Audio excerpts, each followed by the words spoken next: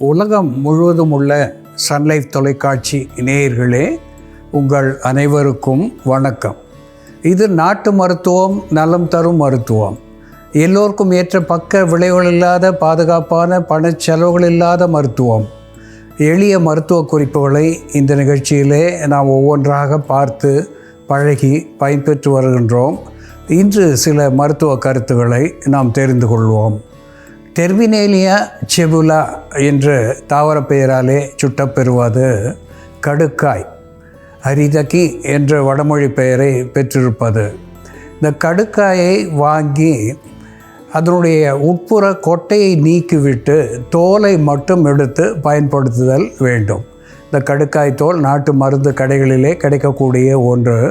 அந்த தோலை வாங்கி இடித்து பொடித்து வைத்து கொண்டு 5 கிராம் முதல் 10 கிராம் வரையிலே சூரணமாக எடுத்து 100 ml நீரிலிட்டு நன்றாக காய்ச்சி 1/4 பங்கு வரும் வரையிலே சுண்ட காய்ச்சி, அதாவது 25 ml அளவுக்கு காய்ச்சி வடிகட்டி போதிய தேன் சேர்த்து இரவு நேரத்திலே படுக்க புகுமுன் சில நாட்கள் பருகி வருவதனாலே பழைய மலத்தை உடைத்து வெளித்தள்ளக்கூடிய ஒன்றாக இது விளங்கும். மலத்தை கழித்து மலச்சிக்கலை போக்குவது மட்டுமல்லாமல் உடல் உஷ்ணத்தை தணிப்பது, அபான வாயு என்று சொல்லக்கூடிய மலக்குடலை பற்றிய வாயு வெளியேறி உடல் ஆரோக்கியம் பெறும் என்பதை இங்கே சுட்டிக்காட்ட விரும்புகிறேன்.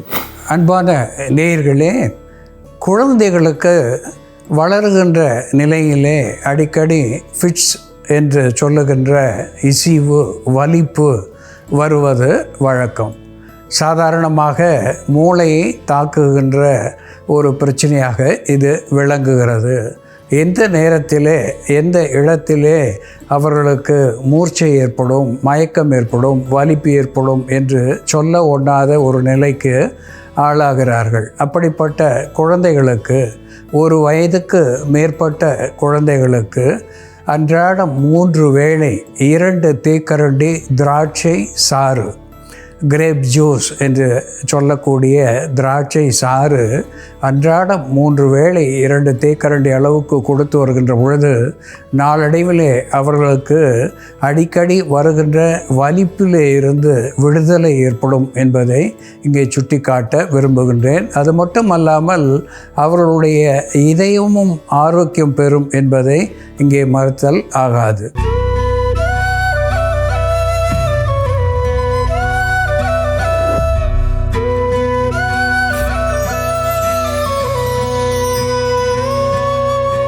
அன்பான நேயர்களே, நீர்ப்பாங்கான இடத்திலே, சாலை ஓரங்களிலே நாம் மிக சாதாரணமாக பார்க்கக்கூடிய ஒரு செடி நல்வேளை என்று தமிழிலே சொல்லக்கூடிய ஒன்று.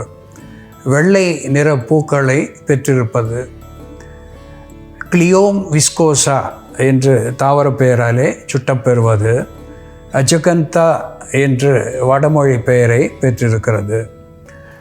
இதனுடைய இலைகளை நாம் உள்ளுக்கு பயன்படுத்துகின்ற பொழுது ஒரு ஆன்டிஹெல்மின்திக் என்கின்ற வகையிலே வயிற்று கிருமிகளை வேறிருக்கக்கூடிய ஒன்றாக விளங்குகிறது.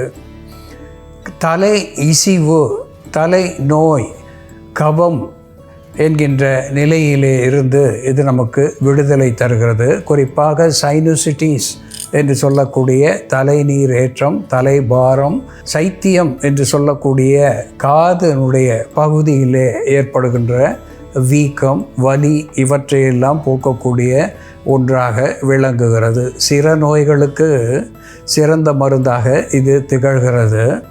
அதோடு கூட வியர்வையை தூண்டக்கூடிய ஒன்றாக விளங்கி உடலுக்கு குளிர்ச்சி தரக்கூடிய ஒன்றாக இது திகழ்கிறது.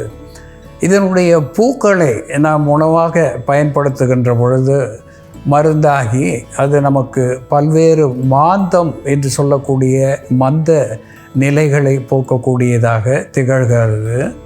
கபம், கோழை என்று சொல்லக்கூடிய நிலைகளிலே இருந்து விடுதலை தருகிறது. சுவாச பாதையை சீர் செய்கிற ஒரு நிலையிலே இது மருந்தாகி நுரையீரலுக்கு ஆயுளை அதிகப்படுத்துகின்ற ஒன்றாக விளங்குகிறது. இந்த நல்வேளை எப்படி மருந்தாகிறது என்று செயல்முறையிலே பார்ப்போம், வாருங்கள். நேயர்களே, நாம் இன்னைக்கு நல்வேளை செடியோட மருத்துவ குணங்கள் என்ன, நல்வேளை செடியோட பாகங்களை எப்படி மருந்தாக பயன்படுத்துறதுன்னு பார்க்கலாம். முதல்ல நாம் நல்வேளை பூக்களை பயன்படுத்தி மார்பு சளி, மாந்தம், பசியின்மை போன்ற பிரச்சனைகளை சரி செய்யக்கூடிய ஒரு மருந்து தயார் பண்ணலாம். இதற்கு தேவையான பொருட்கள்: நல்வேளை பூக்கள், மஞ்சள், மிளகு, சுக்கு. ஒரு பாத்திரத்தில் கொஞ்சம் நீர் விட்டுட்டு இந்த நல்வேளை செடியோட பூக்களை எடுத்துக்கலாம்.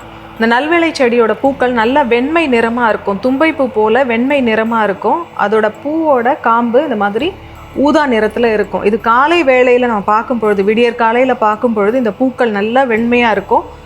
வெயில் வர வர இந்த பூக்கள் சுருங்கி இது போன்று மஞ்சள் நிறமாக, இளம் மஞ்சள் நிறமாக மாறிடும். அதனால் இந்த செடியை நம்ம கலெக்ட் பண்ண போனோம் அப்படின்னா காலையில் விடியற் காலையில் போய் எடுத்தோம்னா ஈஸியாக நம்ம அடையாளம் கண்டு கொள்ளலாம். இந்த பூக்கள் இந்த செடிக்கிட்ட போகும்பொழுதே நமக்கு ஒரு நறுமணம் வரும், வெகுட்டல் தரக்கூடிய ஒரு மனம் அது. அதை வச்சும் நம்ம அடையாளம் பார்த்துக்கலாம். இந்த பூக்கள் கொஞ்சம் எடுத்துக்கலாம். அந்த மாதிரி கொத்து கொத்தாக இருக்கும். இது போல் ஒரு 2 கொத்து எடுத்துக்கலாம். இந்த நல்வேளை செடியில் பார்த்தோம்னா கடுகு இருக்கும். நம்ம கடுகு செடியில் எப்படி காய்கள் இருக்குமோ அதே போல் தைவேளை செடியிலையும், மஞ்சள் நிற பூக்கள் கொண்ட தைவேளை செடியிலையும் இதே போல தான் கடுகு இருக்கும். அதை நம்ம நாய்க்கடுகுன்னு சொல்லுவோம். இந்த நல்வேளை செடியில் இருக்கக்கூடிய இந்த காய்களுக்குள்ள கடுகு இருக்கும். இந்த கடுகை நம்ம புழுக்கொல்லியாக பயன்படுத்தலாம், டீவார்மிங்காக யூஸ் பண்ணலாம். இந்த கடுகு பொடி எடுத்து 2 கிராம் அளவுக்கு எடுத்து நம்ம தேனோட சேர்த்து காலை மாலைன்னு 2 வேளையும் 2 நாட்கள் சாப்பிட்டுட்டு 3ஆவது நாள் நம்ம 30 ml அளவுக்கு விளக்கெண்ணெய் குடித்தோம்னா அது மலத்தை வெளித்தள்ளக்கூடிய ஒரு மருந்தாக இருக்கும். அதே போல் குடலில் உள்ள புழுக்கள், கொக்கிப்புழு, நாடாப்புழு போன்ற புழுக்களை வெளித்தள்ளக்கூடிய மருந்தாக இது செயல்படும். இப்போ நம்ம நல்வேளை பூக்களை நீரில் இட்டு கொதிக்க வச்சுட்ருக்கோம். அதோட 5 மிளகு தட்டி போட்டுக்கலாம். மிளகு பொடி ஒரு 2 சிட்டிக்கை அளவு நம்ம சுக்கு பொடி சேர்த்துக்கலாம். 2 சிட்டிக்கை அளவு மஞ்சள் பொடி, சுக்கு பொடி, மஞ்சள் பொடி, மிளகு பொடி, இதோட நல்வேளை பூக்கள் சேர்த்துருக்கோம். இதெல்லாம் சேர்த்து கொதிக்க வச்சுட்டு நம்ம வடிகட்டி காலையில் வெறும் வயத்தில் குடித்தோம்னா பசியை தூண்டக்கூடிய மருந்தாக இது செயல்படும். அதே போல் மார்பு சளி, கெட்டியான மார்பு சளி இருந்ததுன்னா அந்த சளியை கரைத்து வெளித்தள்ளக்கூடிய மருந்தாகவும் இருக்கும். மாந்தம் ஏற்படும் பொழுது நமக்கு பசியின்மை இருக்கும், சுவையின்மை இருக்கும், வயிற்றில் அதிகப்படியான காற்றோட்டம் இருக்கும்.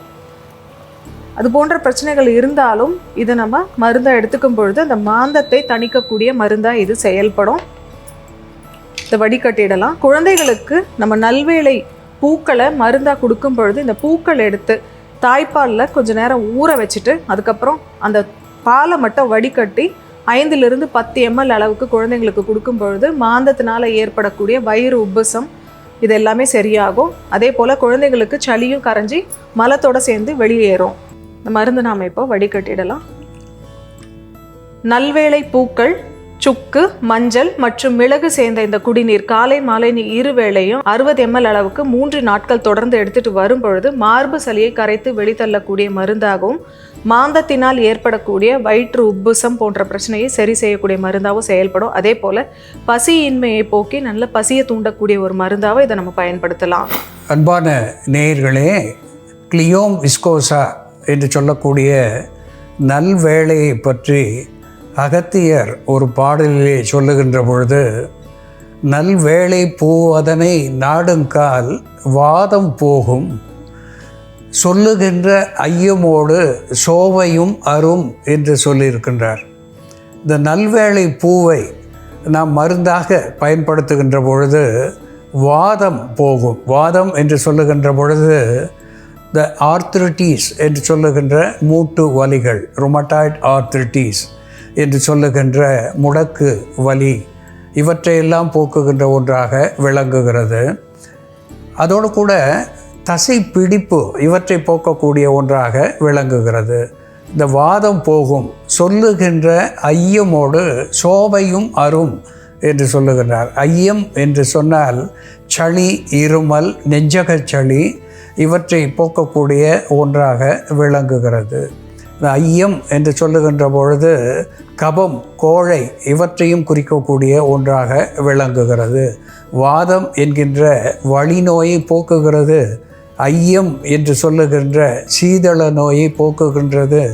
சோவை என்று சொல்வார்கள். சோவை என்று சொன்னால் சோபித்தல் என்ற பொருளாகும். அதாவது சோர்ந்து இருக்கின்ற நிலைமை, சுறுசுறுப்பு இல்லாத ஒரு நிலை, அவற்றை தரக்கூடிய ஒன்றாக இது விளங்குகிறது. நலிந்தவர்களை கூட சுறுசுறுப்பாக்குகின்ற ஒன்றாக இது விளங்கி உடலுக்கு உஷ்ணத்தை அதிகப்படுத்தக்கூடிய ஒன்றாக இது திகழ்கிறது. இதனுடைய கீரைகளை நாம் தீநீராக அல்லது கடைந்து உணவாக பயன்படுத்துகின்ற பொழுது இதே நன்மைகளை, அதாவது வாத பித்த சிலேத்தும நோய்களை போக்கக்கூடிய ஒன்றாக விளங்குகிறது. பசியை தூண்டக்கூடிய அப்பிடைசர் என்கின்ற ஒரு மருந்தாக இது பயன் தருகிறது. ஹெல்மின்திக் என்கின்ற வகையிலே புழுக்கொல்லியாக விளங்குகிறது. அதோடு கூட வியர்வையை தூண்டக்கூடிய ஒன்றாகவும் இது திகழ்கிறது. நாம் இந்த நல்வேளை பூவோடு பெப்பர் நைக்ரம் என்று சொல்லக்கூடிய மிளகு சேர்த்திருக்கின்றோம். மிளகு ஒரு ஆன்டிடோட் என்கின்ற வகையிலேயும் சீதள நோய்களை போக்கக்கூடிய ஒன்றாகவும் ஆன்டி இன்ஃப்ளமேட்டரி அனால்ஜெசிக் என்கின்ற மருத்துவ குணத்தையும் பெற்றிருப்பதனாலே நல்வேளை பூவோடு ஒத்த மருந்தாகிறது. உடன் ஜிஞ்சிபர் அஃபிஷினேல் என்று சொல்லக்கூடிய சுக்கு சேர்த்திருக்கின்றோம். சுக்கு முத்தோஷ சமணியாக இருந்து இது ஒரு மருந்தாக நமக்கு பயன் தருகிறது. இதனோடு குர்குமின் லாங்கா என்று சொல்லக்கூடிய மஞ்சள், சமையலுக்கு பயன்படுத்துகின்ற மஞ்சளும் ஒரு ஆன்டி ஆக்சிடென்ட் என்கின்ற வகையிலேயும் ஆன்டி இன்ஃப்ளமேட்டரி அனால்ஜெசிக் என்கின்ற வகையிலேயும் anti bacterial, anti fungal, anti microbial என்கின்ற மருத்துவ குணத்தையும் தருவதனாலே இந்த சுக்கு, மிளகு, மஞ்சள், நல்வேளைப்பூ சேர்ந்த இந்த தீநீர் தினம் 2 வேளை பருகி வருகின்ற பொழுது நோயுற்றவர்களுக்கு சீதள நோய், வாத நோய் இவற்றிலே இருந்து விடுதலை தருகிறது. நல்ல பசியை தூண்டுகிறது, ஆரோக்கியத்தை நிலைநிறுத்துகிறது என்பதை மறத்தல் ஆகாது. அன்பான நேயர்களே, சாலை ஓரங்களிலே கிடைக்கக்கூடிய நல்வேளை எப்படி மருந்தாகிறது என்று நாம் பார்த்து தெரிந்து கொண்டோம். இதுபோல வேறு ஒரு மருத்துவ குறிப்போடு நாம் மீண்டும் சந்திப்போம். நன்றி, வணக்கம்.